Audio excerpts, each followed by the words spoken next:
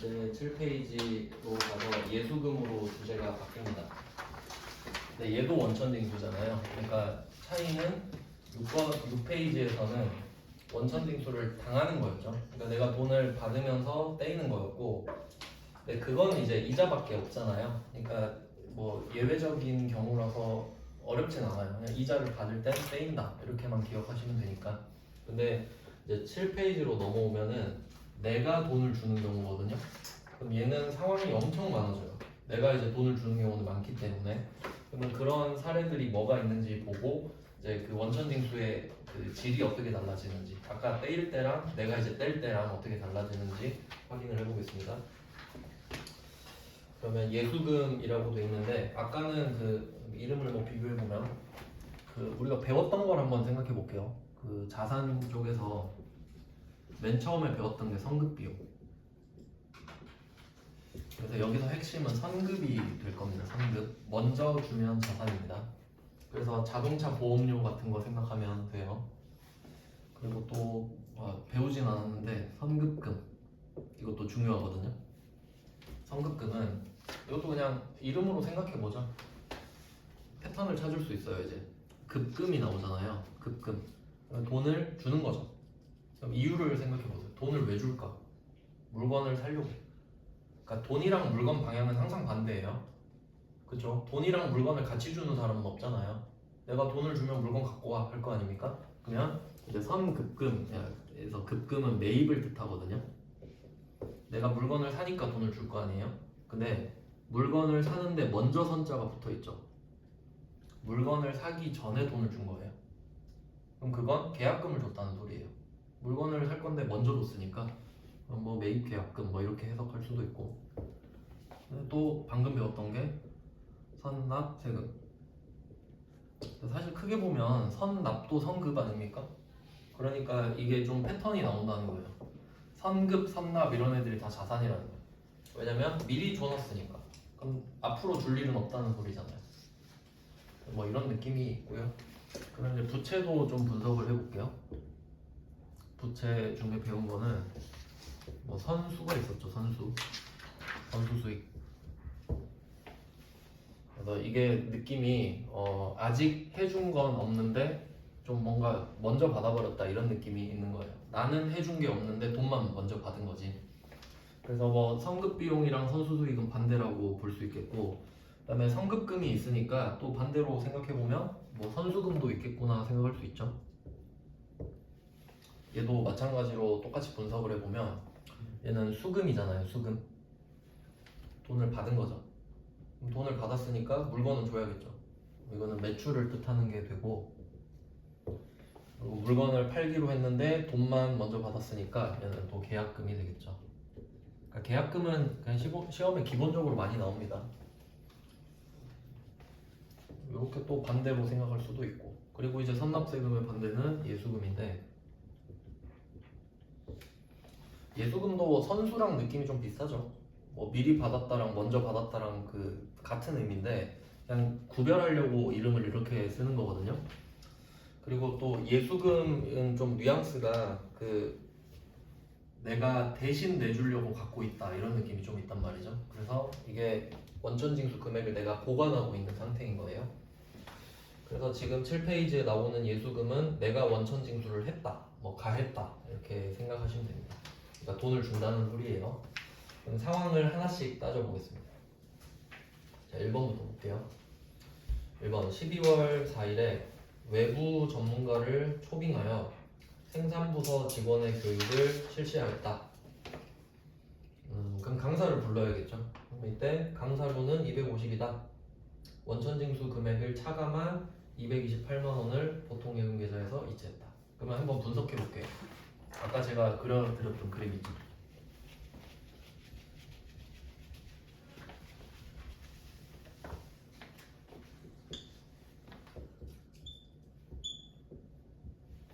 저는 공부할 때 패턴을 찾는데 시간을 좀 많이 쓰거든요. 그래야 좀 효율이 많이 올라요. 처음엔 시간이 많이 걸려도. 그러면 이걸 다시 분석을 하면, 자, A가 B한테 돈을 줍니다. 그럼 상황이 두 개 있었죠. B가 법인일 때, 그리고 개인일 때 이렇게 있었죠. 그럼 법인일 때는 이자 빼고는 원천징수 안 하잖아요. 근데 지금 상황을 보세요. 우리가 지금 A죠. 내가 지금 돈 주고 있잖아요, 강사한테. 강사는 개인이죠. 그럼 국세청이 뭐라 그랬겠어요? 쟤 세법 모를 것 같은데 원천징수 하지 그래? 이렇게 되겠죠? 그러니까 원천징수를 하잖아요. 이런 느낌이라는 거죠. 그러니까 크게 보면 다 그 똑같은데 디테일만 조금씩 달라지는 거죠. 그래서 내가 A고 개인한테 돈을 주니까 원천징수를 한다 이렇게 생각하셔야 됩니다. 그리고 그 세율 같은 경우는 그냥 뭐 여러분은 세율까지는 뭐 누가 물어보진 않는데 99에 보면은 이건 기타 소득으로 적혔네요. 이게 그 아마 그건 들어보셨을 텐데 3.3%뭐 그런 거 들어보셨을 텐데 지금 그건 아니고 얘는 8.8%로 오네요. 그러면 내용을 한번 보면 강사를 불러서 비용 지급을 한 거겠죠. 근데 내용이 교육훈련비가 되는 겁니다. 아까 말씀드렸는데 지금 강사를 불렀다 이게 중요한 게 아니고 강사를 왜 불렀냐 이걸 쓰는 거거든요. 우리 직원들 교육시키려고 부른 거죠. 그러니까 교육훈련비가 다른 거예요. 강사료 이게 아니라. 그럼 어디 교육시켰나 보니까 생산부 교육시켰네요. 그러니까 답이 500번이 되는 거고요. 교육훈련비. 근데 이 중에 그 원천징수 한 게 있잖아요. 예수금이 되는 겁니다. 네, 이 여기다가 선납세금을 써서 많이 틀린다고요. 그러니까 예수금이랑 선납세금이랑 둘 다 원천징수잖아요. 구분 없이 써서 그냥 틀려버리는 거예요. 그러니까 지금 내가 돈을 주면서 미리 받아놨다 이렇게 생각하셔야 되죠. 돈을 주니까 미리 받아놓은 거죠. 그리고 이 금액은 안 알려줬으니까 미리 찾을 필요는 없어요. 그래서 제가 그 요령 알려드렸죠. 이런 식으로 금액을 두 개를 알려주잖아요. 그러면 금액을 알려준 것부터 쓰는 게 편합니다. 답을 찾을 때. 그래서 순서는 저는 교육훈련비를 1번으로 쓰고 보통예금을 2번으로 쓸 것 같아요. 그러면 3번에 예수금을 쓰면 금액이 저절로 나올 테니까.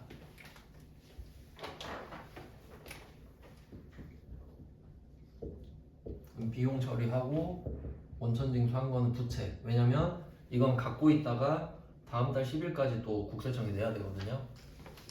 그리고 또 엄밀히 따지면 20만 원은 국세청이고 2만 원은 광주고 뭐 이렇게 되는 거예요. 자, 이렇게 해서 이번 문제를 해결을 했습니다.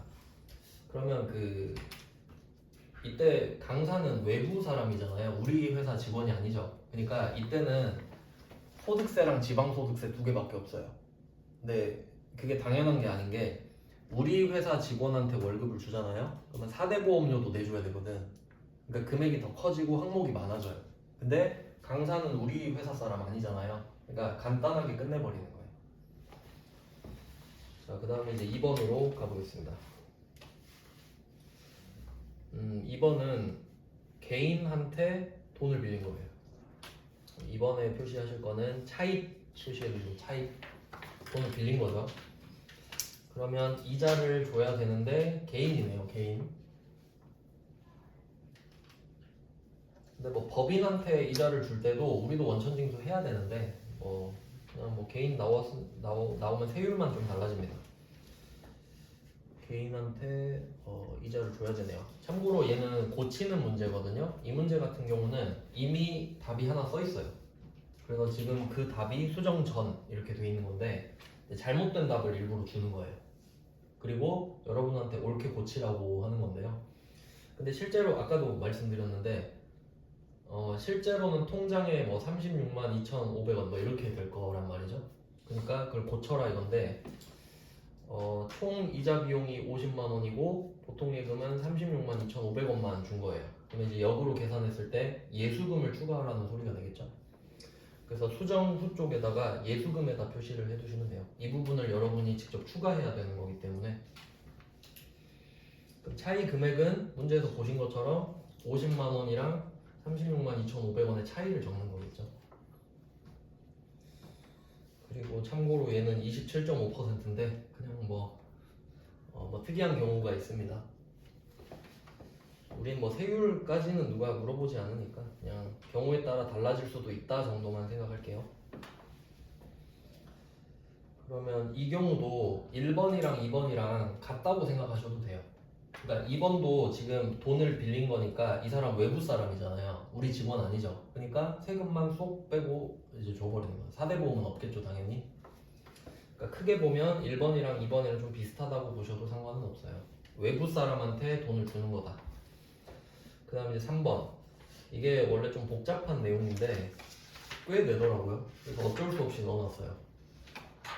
이제 이게 배당인데 그냥 뭐 요령껏 하면 될 것 같습니다. 근데 대변 쪽을 보시면 결국 그 똑같거든요 방향이. 그리고 지금 우리가 배당금을 주는 거예요. 배당금. 그리고 그 금액을 보시면 미지급 배당금이 1,000만 원 이렇게 돼 있는데 예수금이 154만 원 써 있죠. 느낌이 어때요? 15.4%죠. 배당이랑 이자랑 원래 둘 다 기본적으로 15.4%거든요. 그러니까 알면 편하긴 하죠. 누가 뭐 물어보진 않더라도 아 얘도 15.4%구나 이런 느낌인 거죠. 그리고 미지급 배당금은 이게 답이 이 형태로 정말 많이 나오거든요. 미지급 배당금은 부채 마이너스라고 좀 써놓을게요. 아, 이게 원래 전 단계까지 해야 되는데 그러면 너무 복잡해져가지고 일단 답만 적어놓겠습니다. 이거 하려면 자본 가야 되고 주식회사 가야 되고 주식 발행하고 배당하고 막 난리 나야 되기 때문에 이 문제를 그냥 안 냈으면 좋겠는데 꽤 내더라고요. 이건 뭐라고 해야 될까? 미지급 배당금. 그러니까 그 배당 이 정도까지는 알려드릴게요. 배당이 두 단계가 있거든요. 절차 정도는 그냥 알려드리겠습니다.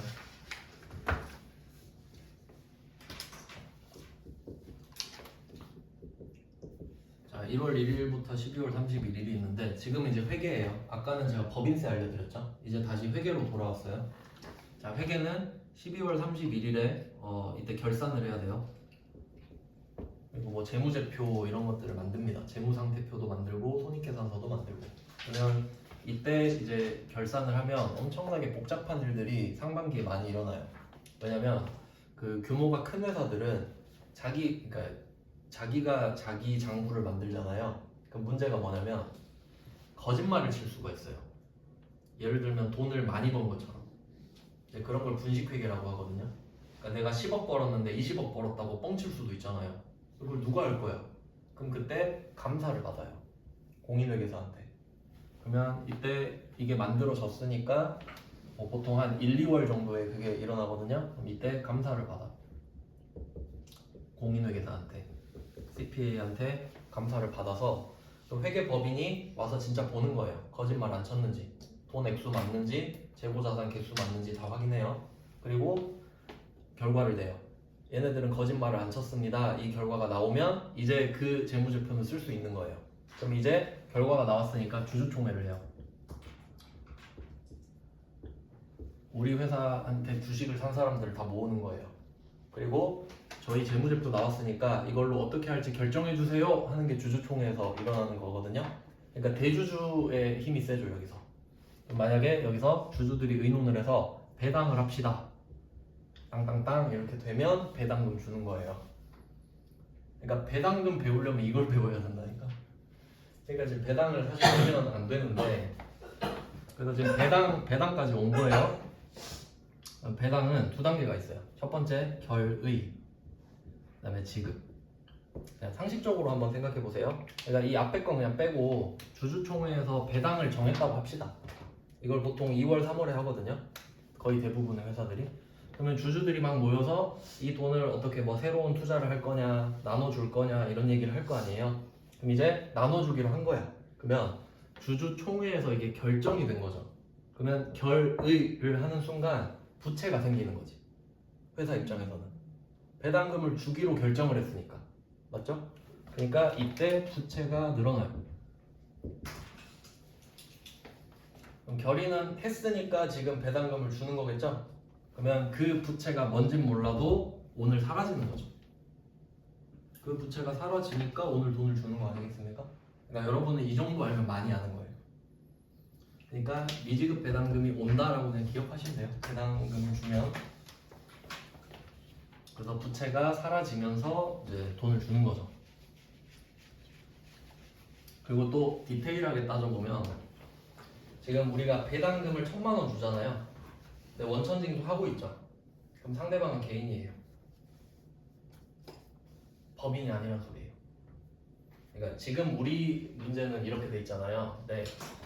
이것보다 급이 높은 게 전산세무 2급이고 그보다 높은 게 전산세무 1급이거든요. 근데 전산세무 1급에서는 어떻게 나오냐면 문제가 이렇게 나올 거예요. 주주는 모두 개인이다. 그러니까 원천징수를 해라 이 말을 안 내고 주주가 모두 개인이다 이렇게 낸다고요. 근데 그 법인 중에 주주들 중에 법인이 있을 수도 있잖아요. 아, 네. 그러니까 문제에선 가정을 하는 거죠. 문제에서는 전부 주주가 개인으로 가정한다 이렇게 내는 거예요. 그러면 100% 15.4%로 하면 되잖아요. 아니면 또는 우리 주주는 모두 법인이다 이렇게 하면 원천징수를 하지 말라는 소리가 되는 거예요. 그러니까 실제로는 말씀하신 것처럼 섞여 있죠. 근데 우리 시험에서는 그게 중요한 게 아니거든요. 그러니까 개인이면 원천징수를 하고 법인이면 안 한다는 걸 알고 있는지 물어보고 싶은 거니까. 그래서 여기 참고로 적어도 돼요. 가정 해가지고 모든 주주가 개인이다 이렇게 같은 말이다 라고 써주시면 됩니다. 왜냐면 저는 이 시험급에 맞춰서 가르치는 걸 별로 안 좋아해가지고 그럼 수준을 낮춰버려야 되잖아요. 그러니까 알고 계시면 나쁠 건 없죠. 그렇게 미리 알고 계시면 좋습니다. 그래서 여기선 그냥 그 말을 안 하고 하라고 해버리는 거죠. 그것까지 안다고 기대를 안 하는 거예요. 그래서 예수금. 아니면 뭐 이렇게 낼 수도 있겠네. 주주가 한 명인데 개인이다 뭐 이렇게 낼 수도 있겠죠. 그리고 보통예금. 그럼 지금 1, 2, 3번을 다 보셨는데 상황이 다 다르죠. 강사료 주고 이자 주고 그 다음에 배당금 주고 상황이 다 다르잖아요. 근데 대변을 보세요. 다 똑같이 생겼죠. 그러니까 이런 큰 틀을 보셔야 된다는 거지. 개인한테 돈 주면 원천징수 하는구나 이렇게 되는 거죠. 그래서 여기서 중요한 건 상대방이 다 개인이라는 게 중요한 거예요. 개인이다. 이렇게 좀 묶어서 보시는 게 좋아요. 왜냐면 이렇게 처음에는 이렇게 묶어서 공부하기가 어려운데 안 그러면 너무 어렵잖아요. 너무 많잖아요. 강사료 따로 해야 돼. 뭐 또 우리 직원도 줘야 되고 하니까 최대한 좀 범위를 큰 덩어리로 묶어 놓는 거죠. 그 다음은 이제 4번 문제로 가보겠습니다. 4번 문제. 4번 문제 영업부서에서 고용한 일용직 이거 표시할게요. 일용직. 참고로 그 일용직은 많이 들어보셨을 텐데 이거랑 대비되는 개념이 상용직이거든요. 뭐 물어보진 않는데 그냥 뜻을 설명드리면 일용직은 한 번 사용하는 직원이죠. 한 번. 상용직은 항상 사용하는 직원이죠. 그러니까 크게는 이렇게 나눕니다. 근데 우리가 또 일상생활에서 이렇게 나누잖아요. 뭐 정규직, 비정규직, 계약직. 근데 어차피 그 사람들도 다 상용직이에요. 왜냐면 계약 기간 동안은 계속 쓰잖아요. 일용직은 그냥 뭐 오늘 쓰고 끝 막 이런 느낌인 거죠.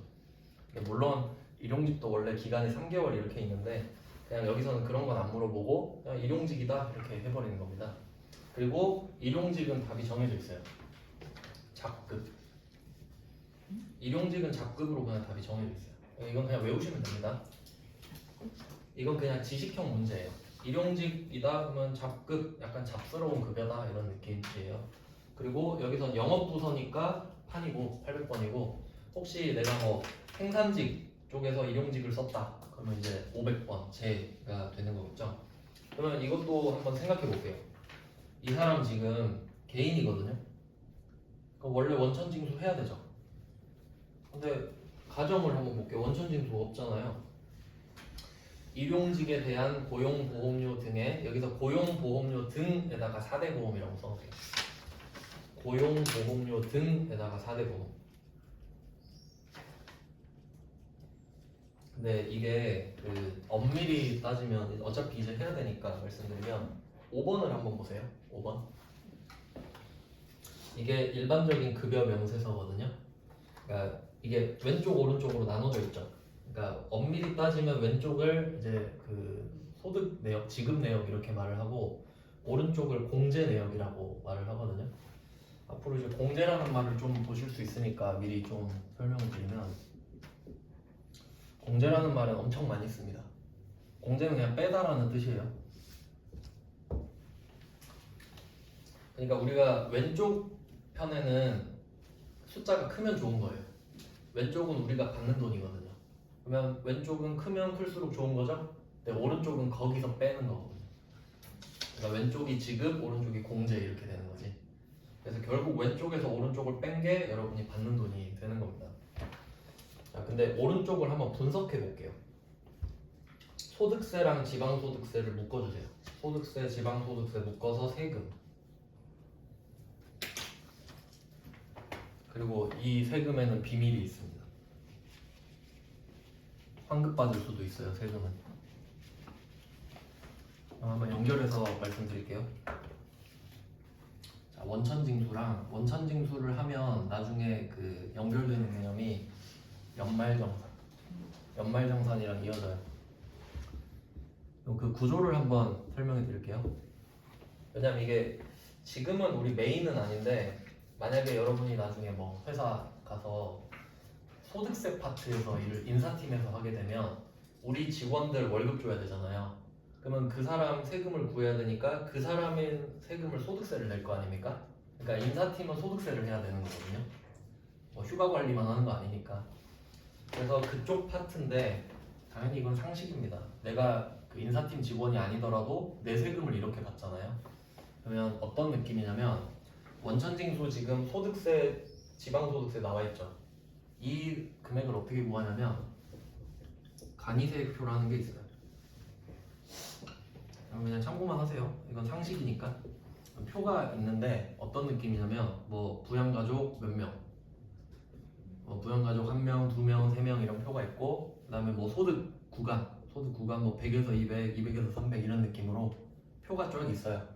내가 뭐 한 500 받고 부양가족이 2명이다. 그러면 이 걸리는 칸이 있을 거 아니에요? 그럼 거기에 있는 금액을 그냥 원천징수해요. 그러니까 이 금액은 아주 대충 구한 거예요. 어떤 느낌인지 아시겠죠? 그냥 어떤 표가 있는데 국세청이 만들어 놓은 표가 있는데 대충 이 정도로 하세요 하고 간이세액표를 한단 말이에요. 그럼 이건 정확하지 않은 거죠. 그럼 이걸 1년 동안 12번을 하는 거예요. 그럼 이 사람 대충 뭐 한 10만 원이라 해볼게요. 그래서 원천징수를 한 달에 한 번씩 12번에서 10만 원씩 하면 120만 원을 회사가 거둔 거겠죠. 회사가 120을 걷어서 다 내준단 말이에요. 자, 그리고 이제 연말정산으로 가요. 그럼 이건 대충 했지만 이제 맨날 대충 할 수는 없으니까 1년이 지났으니까 제대로 한번 해보자. 이제 나중에 가면은 뭐 그런 거 있어요. 보험료 공제 있고 의료비 공제 있고 교육비, 기부금 이런 거 다 뭐 써요. 뭐 안경 산 것도 공제해주고 교복 산 것도 공제해주고 막 다 빼거든요. 그러고 세금을 만약에 계산해 보니까 사실은 100이더라. 이럴 수 있겠죠.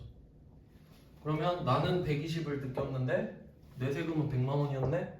그럼 회사가 2월 월급을 계산을 하면서 20을 돌려줍니다. 이게 연말정산이에요. 그래서 이게 뭐 이런 세팅이 있는데 뭐 그것까지는 복잡하니까.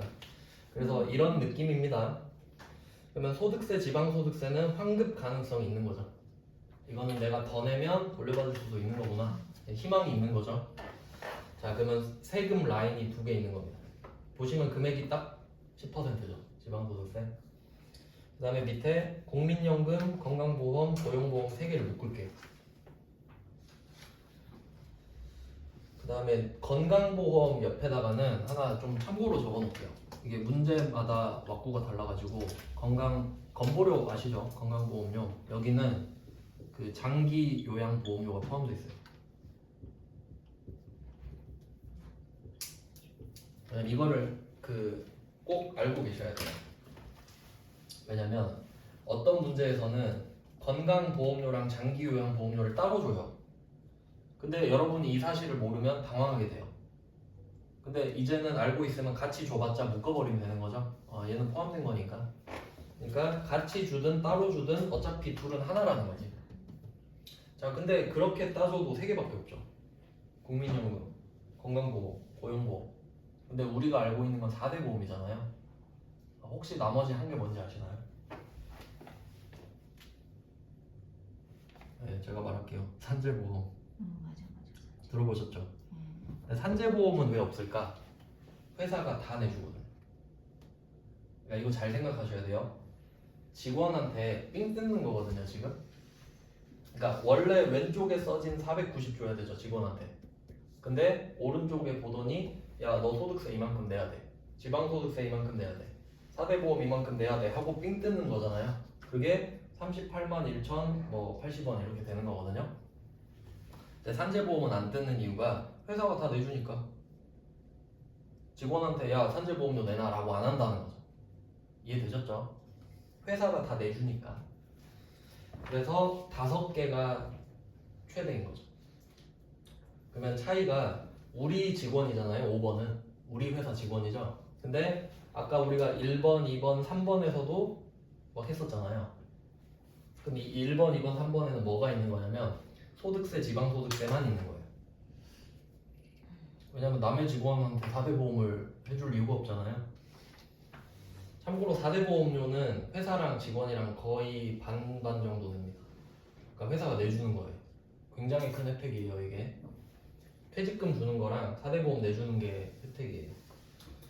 그리고 이제 4번으로 다시 올라가 보시면 이제 다시 보면 보여요. 고용보험료 등 있죠. 엄밀히 말하면 이거 5개예요. 그러니까 4대 보험 플러스 세금 이렇게 써놓을게요. 아까 4대 보험은 써놓으셨죠? 거기에 플러스 세금까지.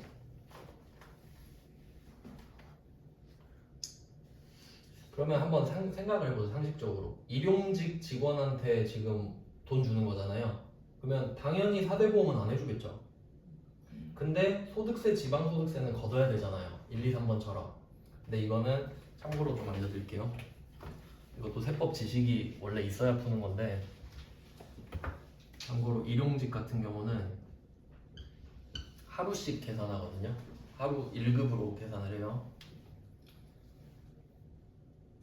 1일 15만원 비과세. 이렇게 참고로 적어 놓을게요. 물어보진 않거든요. 근데 그냥 알고 계시면 나쁠 건 없죠. 하루당 15만원 비과세입니다. 그러니까 지금 우리 시험에서는 그냥 원천징수 하지 마세요 이렇게 되잖아요. 네, 예를 들어 만약에 전산생부 1급이다 이러면 이런 식으로 되는 거예요. 3명한테 1급을 총 금액이 42만원이니까 14만원씩 줬다 이렇게 되는 거지. 전산생부 1급은 이렇게 내요. 그럼 뭐 어떻게 풀어야 되는 거죠? 3명한테 14만원씩 줬잖아요. 그럼 이거 물어보는 거예요. 1일 15만원은 비과세다. 그럼 비과세라는 거는 15만원까지는 세금을 안 걷겠다는 소리거든요. 그러니까 원천징수가 없지. 이 사람들은 낼 세금이 없는 거예요.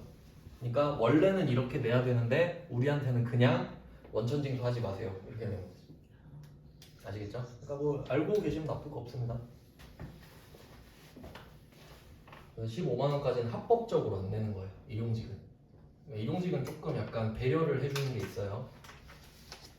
그래서 4번 문제는 그렇게 판단하시면 됩니다. 첫 번째 회계 파트에서는 일용직이면 잡급이다. 그리고 세법 파트에서는 일용직은 15만원까지는 비과세가 되는데 여기서는 그냥 하지 말라 그랬다. 그럼 그냥 없다고 보는 거죠. 그 다음 이제 5번부터가 우리 직원이에요. 그래서 1번부터 4번까지는 외부인 이렇게 딱 정리해버리면 되죠. 바깥 사람한테 주는 거다. 그러면 아주 예외적으로 원천징수를 아예 안 해버리는 경우도 있었고 보통은 하더라 이 정도 생각하면 되죠. 그러니까 4번은 정말 예외적인 거죠. 그럼 이제 5번이 시험에 잘 나옵니다. 5번은 굉장히 시험에 잘 나옵니다. 진짜 중요한 거예요. 왜냐면 우리가 직원한테 월급을 주는 거니까. 이걸 가지고 원래 공부를 2번 할 수 있는데 회계 쪽으로 공부할 수도 있고 소득세 쪽으로 할 수도 있어요. 근데 소득세로 가면 좀 복잡해지는데 회계는 뭐 쉽습니다. 그러면 여기다가 3개만 딱 표시할게요. 이 그 급여 명세서 안에 왼쪽 밑에 보시면 급여 계획 490만 원이죠. 이거 하나 표시할게요. 490. 그리고 그 490 오른쪽으로 가보시면 공제 합계 381080 하나 표시할게요. 그 다음에 지급 총액 표시할게요. 4518920. 그리고 우리 말로 한번 써놓을게요. 급여 계획에다가 세전이라고 쓸게요.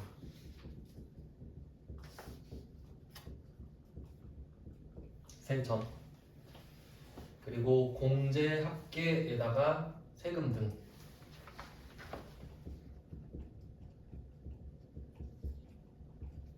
이제 세금이랑 사대보험까지 5개라고 하셨죠. 그 다음에 세후. 세후는 지급총액이겠죠. 이렇게 하면 좀 와닿지 않나요? 여러분 월급이라 생각해보세요. 세전과 세후는 절대 일치할 수 없잖아요. 세금 때문이죠. 그래서 받는 입장은 그런데 지금은 우리가 주는 겁니다. 주는 거. 그래서 딱 답 보시면 이 3개밖에 없죠. 그걸 하나씩 쓰는 거예요. 근데 이제 5번 문제는 급여라고 돼 있죠. 우리 직원은 급여, 남의 직원은 잡급 이렇게 가는 거지. 그러니까 급여, 잡급 이렇게 구분하는 게 이제 시험에 꽤 나오고. 그리고 참고로 5번 문제는 재무팀이잖아요. 재무팀이면 본사 쪽이죠. 그래서 이것도 이번에 시험에 나왔다고 수강생이 말씀을 해주셨는데 나왔으니까 또 강조를 한번 하겠습니다. 이게 뭐 공장이랑 본사도 나눌게요. 소속이 2개가 있잖아요. 그러니까 소위 공장은 블루 칼라라고 하고 본사는 화이트 칼라라고 하잖아요. 이때 월급을 주는 경우가 있잖아요. 그러면 본사는 급여라고 쓰거든요. 급여라는 뜻이 그냥 주다 이 뜻이에요. 줄급 줄여니까. 그러면 본사 직원은 급여를 쓴단 말이죠. 근데 공장은 임금 써요. 임금 들어보셨죠? 임금 협상 할 때. 그러니까 소속에 따라서 이름을 다르게 쓰거든요. 근데 또 특이한 게 뭐냐면 500번 이 공장 쪽에는 급여라는 게 또 따로 있어요. 그러니까 이거를 좀 생각을 해보면 본사는 논란의 여지가 전혀 없죠. 급여 하나 끝이니까. 근데 여러분이 문제를 풀었는데 생산직 직원이다. 그러면 2개 고민을 할 수 있잖아요. 그러니까 원래는 어떻게 되는 거냐면 공장의 구조를 한번 생각해 볼게요.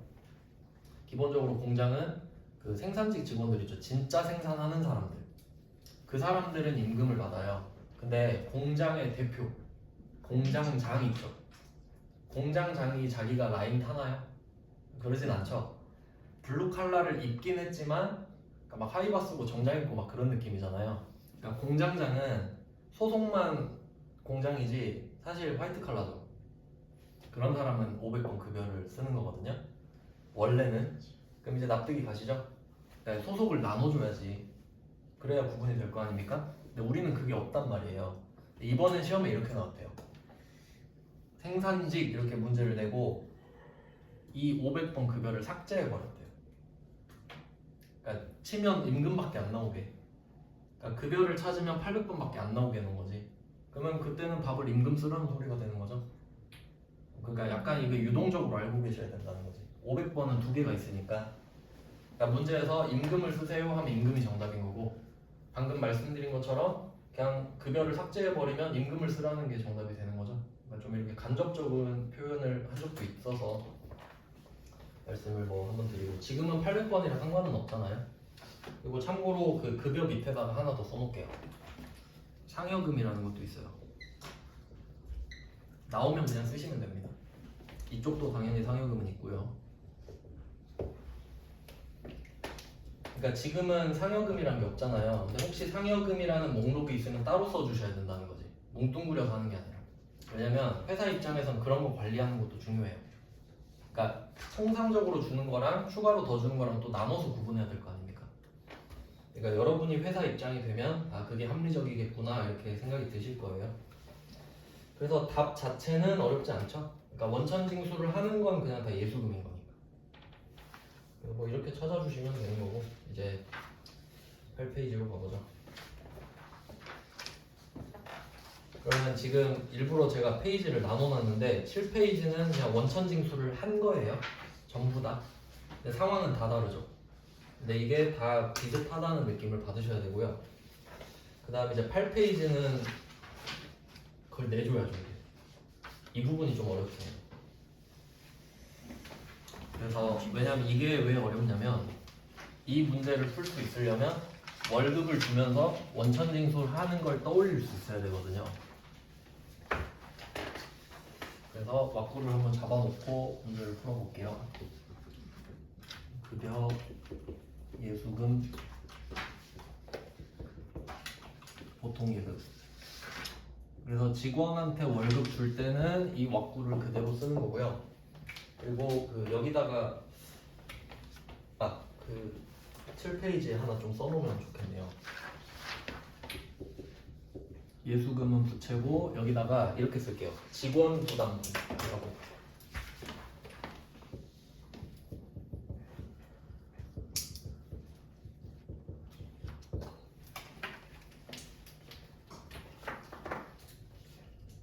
이 부분은 제 생각에 외우긴 좀 어렵고요.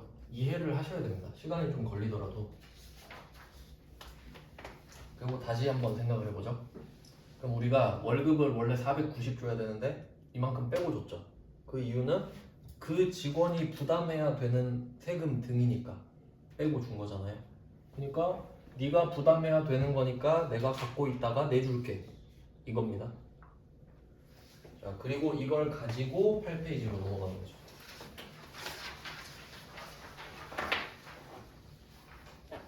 자, 그러면 우리는 이 뒤에 무슨 일이 나올지 한번 예측해 볼까요? 지금 우리가 직원한테 삥 뜯어놨잖아요. 그러면 문제가 5개 나올 수 있어요. 소득세 내주기, 지방소득세 내주기, 사대보험 중에 3개 내주기. 그럴 수밖에 없잖아요. 5개라고 배웠으니까. 그러니까 그렇게 미리 생각해놓고 풀면 이제 좀 덜 떨린다는 거죠. 그럼 한번 훑어볼까요? 8페이지. 자, 8페이지에 6번 보시면 첫 번째 줄에 원천징수한 근로소득세, 지방소득세, 소득세, 지방소득세 표시할게요. 소득세, 지방소득세. 그 다음 7번 건강보험료 표시할게요.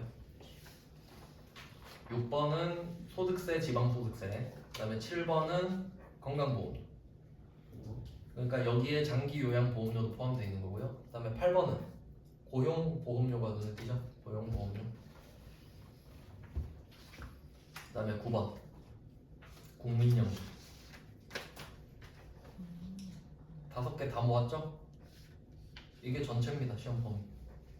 그러니까 여기에 5개가 들어있으니까 문제 5개 낼 수 있는 거죠. 네, 소득세, 지방소득세는 보통 묶어서 내거든요. 자, 그럼 이제 하나씩 풀어보겠습니다.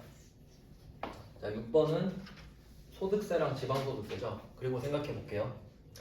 소득세랑 지방소득세는 직원이 부담해야 되는 거죠.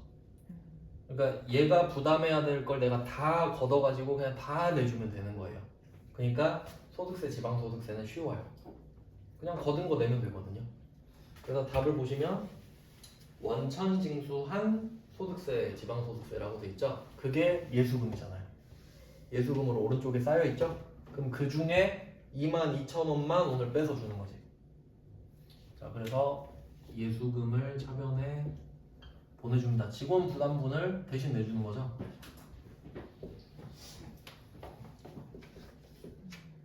보통예금. 엄청 쉽습니다. 이건 틀리면 안 되겠죠. 그러니까 이 중에 22,000원을 빼서 냈다고 생각하시면 돼요. 부채가 사라지고 자산이 줄어들겠죠.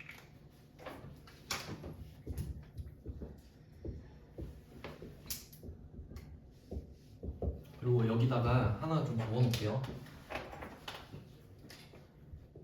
직원 부담분 이렇게 써놓겠습니다. 뭐 위쪽에다가 써놓으면 되겠죠. 위쪽이나 아래쪽에다가. 그리고 상식적으로 생각해야 됩니다. 항상 생각을 하셔야 돼요. 왜 이걸 하는지, 이게 맞는지 잘 보시면은 이 세금은 직원이 내야 될 세금이죠. 그리고 생각해 보세요. 혹시 내가 직원이 낼 세금도 내줘야 되나? 그건 아니죠. 직원 세금은 직원 세금이지 회사가 대신 내줄 이유는 없죠. 그러니까 사대보험은 대신 내줘도 세금은 안 내주잖아요. 그러니까 직원한테 삥 뜯은 것만 내서 내면 돼요. 그리고 이 22,000원 있잖아요. 이 돈은 우리가 전혀 아깝지 않은 돈이에요. 왜냐면 월급에서 벌 준 돈이거든. 맞죠? 그렇게 생각이 돼야 된다고요. 그러니까 이 돈은 지금 하나도 안 아까워요. 아무 감정이 없다고 이거 납부하면서 그냥 내면 끝이에요. 계좌이체 끝.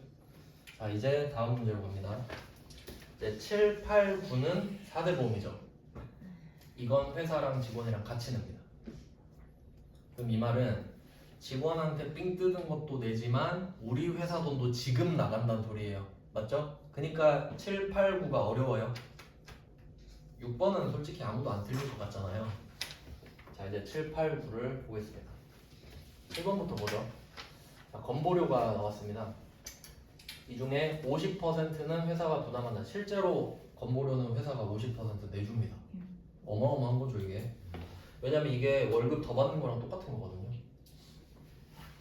자, 그러면 총 68만 원입니다. 그럼 이 중에 50%는 예수금 이렇게 돼 있죠. 그럼 예수금 왼쪽에다가 직원 부담분 이렇게 써놓을게요.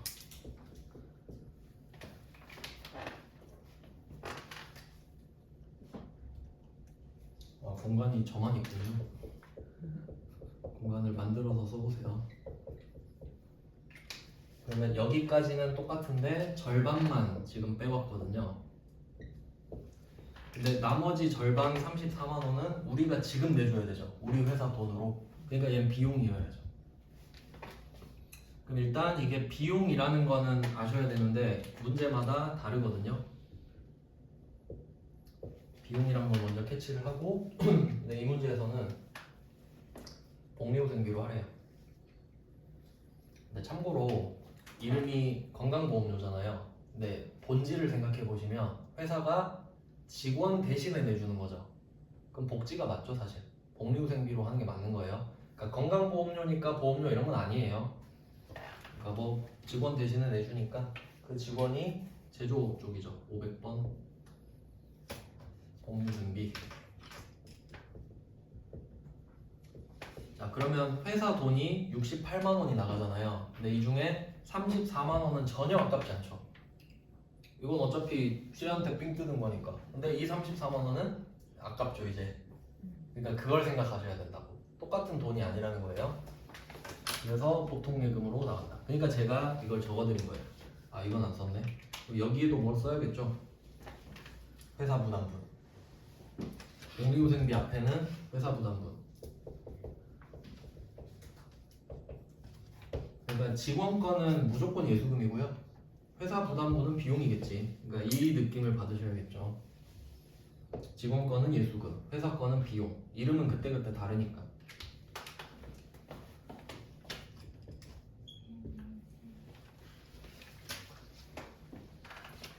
네, 그래서 이렇게 되면 좀 어려운 편입니다. 왜냐면 지금은 그냥 우리가 순차적으로 하고 있어서 그런데 여러분이 딱 시험장 가서 이 문제 보잖아요. 그러면 일단 이게 떠올라야 돼요. 내가 직원 월급 주면서 예수금을 대변에 짱 박아놨다. 이거부터 떠올리시고 그걸 꺼내서 쓴다. 그럼 직원 거는 예수금 그대로 갖고 오는 거죠. 그리고 회사 부담분은 오늘 비용 처리한다. 이렇게 가야 되니까. 그러니까 생각 회로가 쭉 이렇게 자연스럽게 와야 되니까 한 문제 같지 않은 한 문제인 거예요. 절차를 다 알고 있어야 풀 수 있는 거기 때문에. 그러면 7번이 그나마 제일 쉬우니까 7번을 앞에 넣어놨고요. 이제 조금 어려워지는 게 8번. 근데 결국 회계 1급입니다. 다. 그럼 이제 어떻게 어려워지는지 한번 볼게요. 8번 같은 경우는 소속이 두 개 나오죠. 제조부랑 마케팅부. 여기다 그냥 숫자를 써놓을게요. 제조에다가는 500, 마케팅에는 800. 제조 500, 마케팅 800 이렇게 써놓겠습니다. 그러면 차이가 7번 문제 같은 경우는 제조부서 한 명만 나왔잖아요. 이거 쉽죠? 근데 이번에는 두 개로 나눠서 써야겠네요. 그래도 예수금은 똑같을 겁니다. 그럼 이제 한번 생각해 볼게요. 비용 같은 경우는 500, 800을 나눠서 써야 되죠. 근데 예수금은 부채거든요. 이건 나눌 필요가 없어요. 결국 그냥 내가 낼 돈 아닙니까?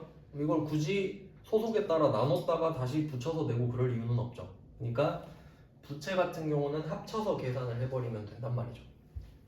그래서 직원 부담금 밑에 27만 원 있잖아요. 이거 표시할게요. 직원 부담금 27만 원 이렇게 표시하시고, 그 다음에 회사 부담금은 비용이잖아요. 얘는 500, 800을 나눠야 되죠. 그러니까 회사 부담금 밑에는 221, 000 이거 하나 표시하고 110, 500 이렇게 따로따로 표시하셔야 되죠. 그러니까 직원 부담금은 예수금이라는 부채니까 합쳐서 계산을 해버리고, 회사 부담부는 비용 처리해야 되니까 500, 800을 나눠줘야 되잖아요. 그러니까 각각 이게 생각이 나야 되는 거죠. 7번에 비하면 상당히 어려워진 거죠.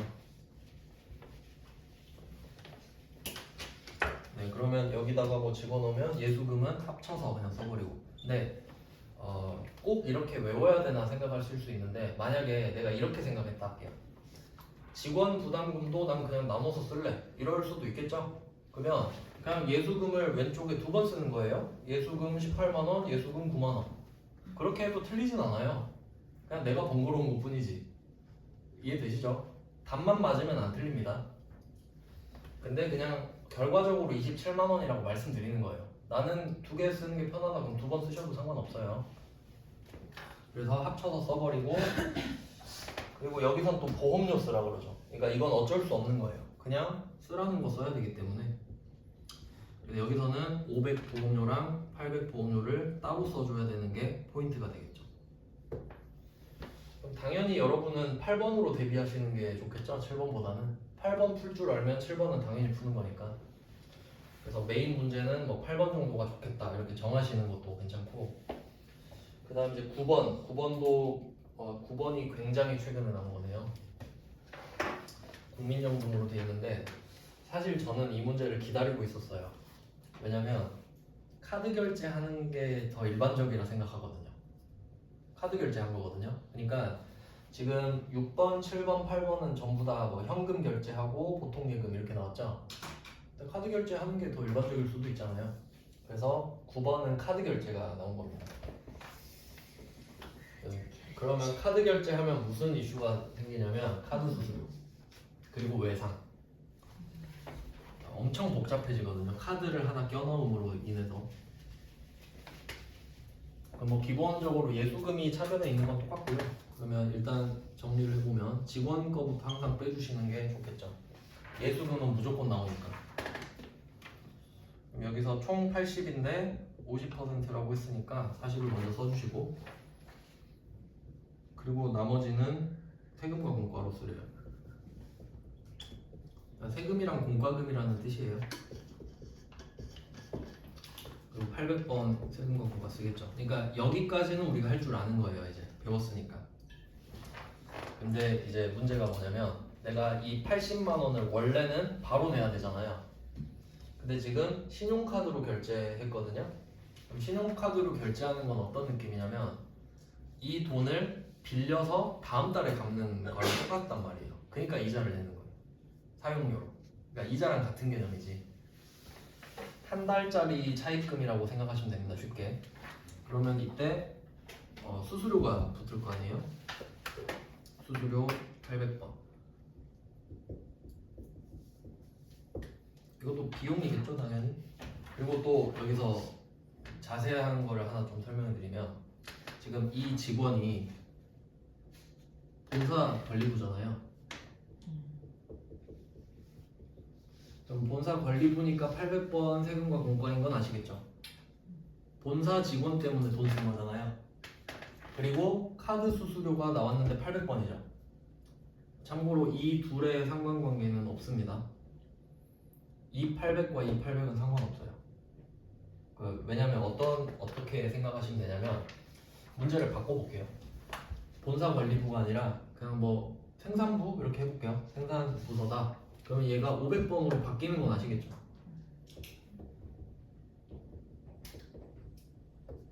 왜냐면 생산부 직원을 위해서 돈을 쓰는 거니까. 근데 카드 수수료는 그대로 800입니다. 왜냐면 카드 수수료로 제조를 하는 거 아니잖아요. 그러니까 이 생산 직원을 위해서 돈을 쓰는 건 생산직에 돈을 쓰는 게 맞아요. 카드 수수료는 제조 원가에 넣으면 안 되잖아요. 그러니까 카드 수수료는 무조건 800이다 이렇게 기억하시면 돼요. 그러니까 혹시 여러분이 헷갈리실까봐 직원도 800으로 줘버린 것 뿐이에요. 근데 혹시 생산직 직원 주면 완전 개 나가리 될 수도 있는 거예요. 그러니까 알고 계시는 게 당연히 좋겠죠. 카드 수수료는 500번이 안 나올 겁니다. 근데 또 잘못 알고 계셔서 500번 수수료는 절대 안 나와 그런 게 아니에요. 카드 수수료는 800번이라는 거예요. 왜냐면 카드 수수료는 제조랑 전혀 상관없잖아요. 그래서 이 둘은 따로다. 이것까지 알고 계시면 제일 좋고, 그러니까 이것까지 생각을 해야 되니까 난도가 높아지는 거예요. 그리고 수수료 80만 원에 8,000원 돼 있네. 옛날에 퍼센트로 낸 적도 있거든요. 그러니까 1% 이렇게 낸 적도 있으니까 8,000원 위에 1%도 한 번 더 붙여. 여러분이 구해야 될 수도 있거든요. 자, 그럼 이렇게 해서 우리가 결제해야 될 돈은 총 40만 8천 원인 거죠.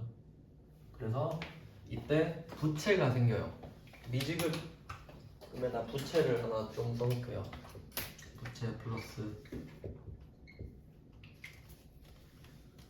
미지급금, 이거 엄청 중요한 건데 미지급금에 중요 표시 하나 해놓고요.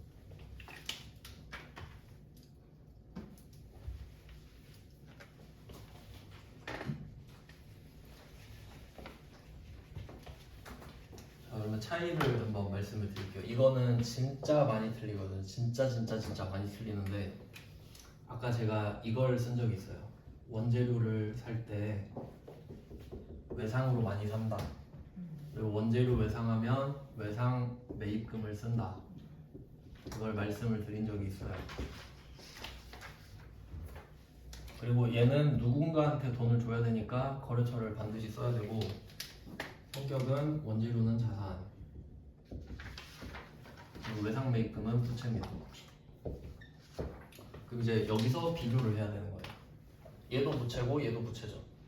이름이 다르죠? 당연히 의도가 다르니까 그런 건데, 왜 그러냐면 이 원재료는 우리가 사는 물건 중에 대부분이거든요. 그러니까 원재료를 엄청나게 많이 살 거 아닙니까? 제조업은. 그래야 만들어서 파니까. 그래서 원재료는 중요하단 말이에요. 중요. 우리한테 굉장히 중요한 거죠. 그러니까 얘를 살 때는 매입이라는 말을 쓴단 말이에요. 아까 말씀드렸죠? 회계에서 매입과 매출은 그냥 산다 판다 의미가 아니에요. 내가 맨날 사는 걸 매입이라 그러는 거예요. 그러니까 좀 비교를 해드리면, 보통 이제 파는 쪽이 많이 나오니까 한번 생각해 볼게요. 이걸 물어보진 않는데, 매출이라는 말 들어보셨죠? 매각이란 말 들어보셨나요? 그리고 처분이란 말 들어보셨나요? 그럼 공통점 찾아볼게요. 이 세 개는 물건이 나한테서 나가는 겁니다. 맞죠? 사는 건 아니죠. 그러니까 우리는 이거 다 파는 거구나 이 정도만 알면 되거든요. 제가 그냥 예시를 들어볼게요. 삼성전자가 갤럭시를 팔았다 이 얘기를 해볼게요. 그럼 갤럭시를 매출했다 하면 그냥 뭐 어색하지 않죠. 갤럭시 매출, 그럼 갤럭시 매각, 갤럭시 처분 이러면 좀 어색하죠. 왜냐면 매각이랑 처분은 좀 일회성 느낌이 강해요. 그러니까 뭐 자동차를 매각했다 이런 말이 좀 어울리는 거란 말이죠. 그러니까 그런 느낌으로 나눠서 쓰는 거예요. 그러니까 내가 맨날 사는 물건만 매입이라고 그러는 거예요. 그러니까 자동차를 사면 그 매입은 아니에요. 엄밀히 따지면. 그러니까 포괄적으로는 매입이라고 하겠지만, 그래서 원재료를 외상으로 살 때는 외상 매입금이라는 이름을 써요. 근데 지금 이 왼쪽에 있는 게 원재료가 아니죠.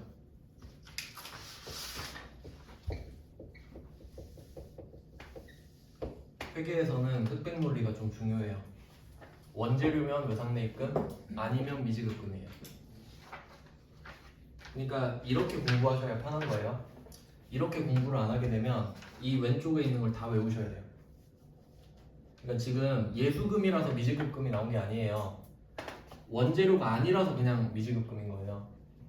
이해되셨죠? 그러니까 싸그리 묶어서 원재료가 아니다 이렇게만 써놓으시면 돼요. 그러니까 뭐 예를 들면 자동차를 외상으로 샀다. 그럼 그냥 자동차 미지급금이에요. 건물을 외상으로 샀다? 그럼 건물 미지급금이에요. 이런 느낌이라는 거죠. 근데 그걸 다 외울 필요가 없잖아요. 그러니까 원재료 아니면 다 미지급금. 이렇게 정리를 해놓겠습니다. 그래서 이거는 지금 메인은 아니고 그냥 한번 말씀드린 거예요. 자, 그리고 또 생각해 볼게요. 지금 우리가 카드 회사한테 돈을 빌린 거랑 똑같잖아요.